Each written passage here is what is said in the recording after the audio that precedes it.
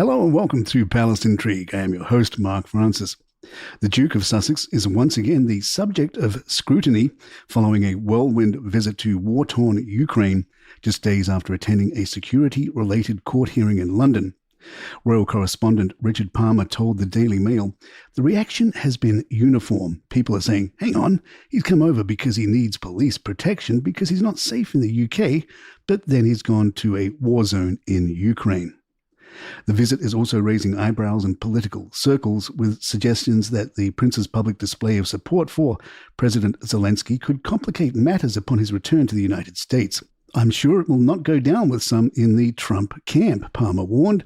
"It is a public show of support for Zelensky in Ukraine, so that may make life a little less comfortable for him in the US when he gets back." Harry has said his worst fears were confirmed during his ongoing legal battle with the Home Office over his right to taxpayer-funded police protection while in the United Kingdom.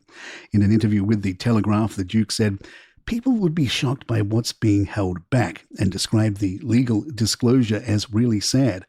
He added, "This one's always mattered the most," acknowledging the case had left him exhausted and overwhelmed.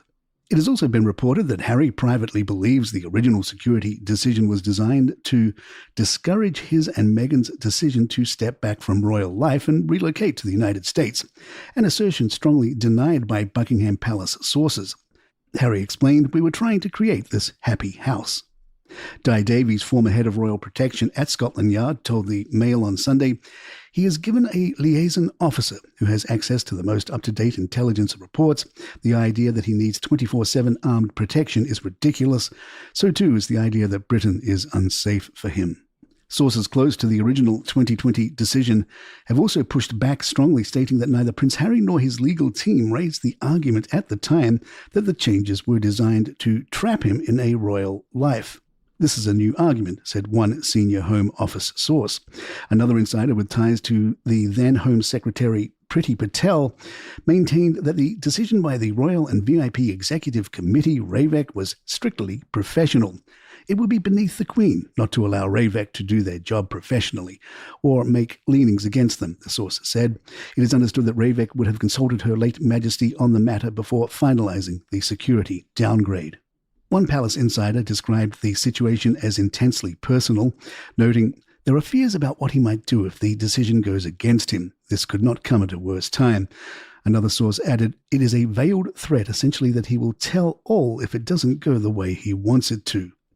Concerns have reportedly mounted within senior royal circles that the Duke may be considering further revelations in a new book or podcast, having already hinted that sensitive information about he and Meghan were treated may have come to light during the court proceedings. Meanwhile, the Duchess of Sussex has reignited controversy by sharing a message on Instagram in which she and Prince Harry were addressed as Your Royal Highness, a style they agreed to stop using when they stepped back from royal duties in 2020. The Instagram post shared over the weekend featured a letter from Ukraine's Vice Prime Minister, Yulia Srivadenko, which began, "Your Royal Highness, I would like to express my sincere thanks for everything your family is doing for Ukraine." While the Sussexes never formally relinquished their His and Her Royal Highness titles, Buckingham Palace made clear in 2020 that they would no longer use them, as they are no longer working members of the royal family. A source close to King Charles tells the Daily Beast, "It's outrageous. Every time you think they can't make it worse, they make it worse. The deal with the HRH was a way to stop them cashing in while letting them walk away with pride and dignity and trust, and now Markle is using her HRH on a website which seems to exist to sell jam." We'll step in to point out that Meghan is selling fruit spread, not jam. A friend of the Prince of Wales called it a clever way of testing the water, the titles, not the fruit spread, adding, "She can't say, well, I just wanted to publish this nice letter to raise awareness for Ukraine, and oops, they got my name wrong, but, oh, actually now that I think of it, I never gave the title up anyway, and maybe I will start using it again." It's a step in the wrong direction, basically away from the agreement. You'd have to be an idiot to believe that she didn't know exactly what she was doing when she posted that message, unedited, to her stories. The Palace's official statement from 2020 remains unequivocal. The Sussexes will not use their HRH titles. They are no longer working members of the royal family. Palace Intrigue will be right back. We got a nice review from CD4 DJR. My fave cup of tea every morning is this show. I love following along with the royal family and all the news.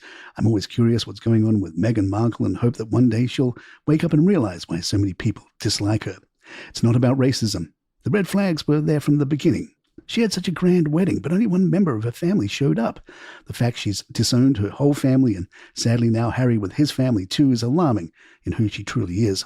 She has disrespected the members of the royal family, including the Queen, her co-workers, friends, staff, and everyone she seems to cross paths with. I'm sad for Harry and hope that he'll find that spark of joy and enthusiasm again someday. I just don't think that will happen while he's with Meghan. She is fake, and we can all see through it. 5 stars. Well, thank you for that. And if you'd like to leave a 5-star review, please do. We love them. It is Tuesday, so we'll have a new episode of Meghan's podcast. According to Newsweek, while it reached high on the Apple podcast charts, it did not enter the top 100 list on the Spotify charts. Meghan's previous podcast, Archetypes, was a Spotify production for which she was reportedly paid $20 million. An industry insider tells Palace Intrigue, Apple promotes everything Lemonada does. As soon as they gave it the top promotional box, the show took off. Check back in 3 weeks when their promotion carousel cycles Meghan out. We'll recap episode 2 for you in a bonus episode later today. We listen, so you don't have to, and you're welcome. Meanwhile, in The Independent, Katie Rosinski writes, is your bucket feeling depleted? Perhaps you're thinking about how exactly you might reorg yourself? Sounds like it would be rather painful and probably require the advice of a qualified physiotherapist. Or perhaps you're simply taking stock of your actual stock. Maybe like me, you're wondering exactly what any of this mushy jumble of vaguely inspirational word puree actually means. Welcome to Confessions of a Female Founder, the new podcast from Meghan, Duchess of Sussex, that manages to reach new frontiers in bewildering self-help speak. All of the head-scratching concepts and phrases I've just mentioned can be found in the opening episode, in which Meghan, fresh from sprinkling edible flowers over stuff on her Netflix show, speaks with her friend Whitney Wolfe Herd, the founder and former CEO of dating app Bumble. As you might have been able to glean from the name, Confessions of a Female Founder is yet another show where 2 girl bosses trade truisms and tell each other how inspiring they are in a verbal ping-pong match of #empowerment. It's a mutual love-in that isn't all that different from Meghan's previous ill-fated foray into podcasting, Archetypes, which also saw her engage in slightly stilted conversation with famous women about their journeys to success. That particular venture ended after 12 episodes in 2022, and the Sussexes mutually agreed to part ways from Spotify the following year. In self-help land, the word chaos has to be prefixed by beautiful. Anything bad happening is an opportunity for gratitude. If something is, well, good, it becomes super high value. And if you're busy, you are so in it. You should also be trying to cut out anything that doesn't serve you. And a celebrity side hustle like Meghan's Jam venture is an extension of their essence rather than a new revenue stream.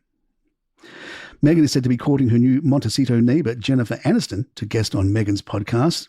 A Hollywood business source claims the Duchess is hoping Jen will be there for her as soon as possible as a guest, noting that Meghan knows she needs a major A-list name to bounce back fast after such a mixed start. The debut episode, which featured Bumble founder Whitney Wolfe Herd, was not well received by critics, described variously as stomach-turning and an inane stream of mindless aphorisms.